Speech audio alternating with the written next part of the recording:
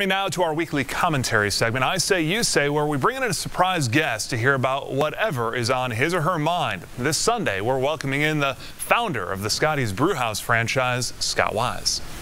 When I was growing up in between the long stretches of country roads, Dairy Queens, and the cornfields of Yorktown, Indiana, I spent my days after school eating ding-dongs, Twinkies, and Micro Magic fries, all packed with that unnatural goodness that social media would never let fly today.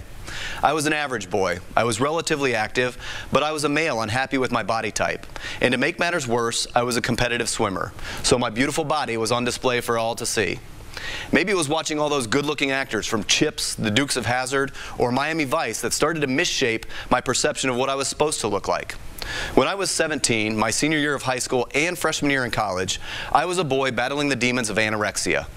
It's a wicked disease brought on by years of other kinds of turmoil.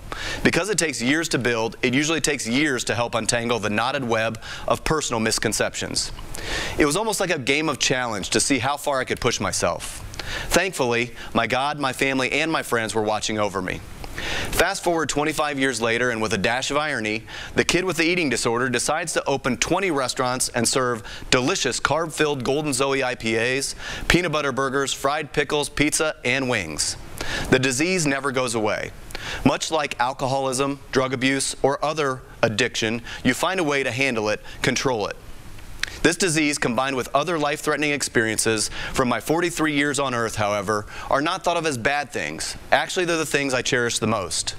I was baptized for a second time, this time by choice, about 5 years ago after going through a death-defying brain infection.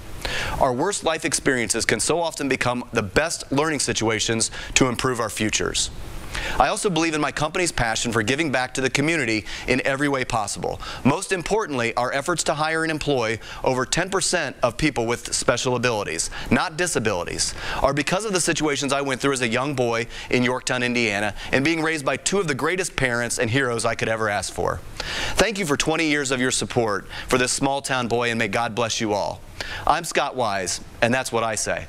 Those burgers are the best. Thank you, Scott. We want to know what you've got to say. Let us know what you think of what Scott talked about or anything on your mind about Indianapolis this week. You can reach us on Twitter, on the RTV6 Facebook page, on the RTV6 app, and at theindychannel.com.